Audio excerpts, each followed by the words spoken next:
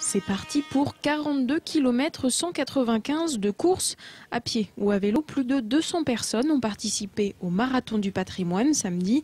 Un circuit tracé autour de l'agglomération troyenne et ponctué de visites culturelles, notamment des lieux peu connus. Dans le quartier des Sénards, donc précisément, et nous sommes devant un site dont il reste un seul témoignage, c'est le site des pyramides de la Vacherie, une petite pyramide en briques.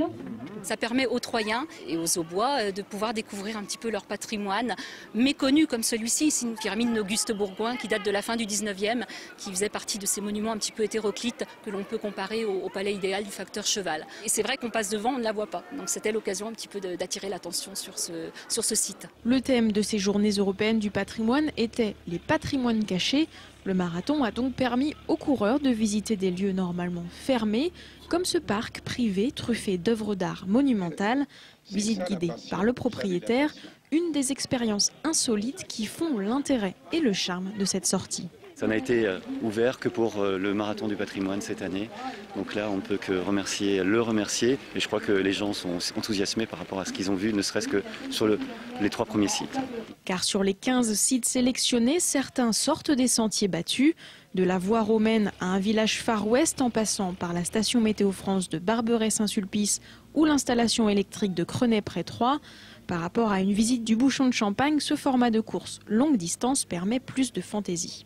Ça nous permet, si vous voulez, de nous amuser avec la globalité de notre territoire, de notre terroir, et puis de proposer vraiment des sites très hétéroclites, différents de ce qu'on a l'habitude de faire. Donc c'est quelque part une vraie découverte pour les personnes qui nous accompagnent. D'ailleurs, certains sont devenus fidèles. 70% des inscrits de l'an dernier ont ressorti leur basket cette année. Le mélange sport, culture et bonne humeur est très apprécié.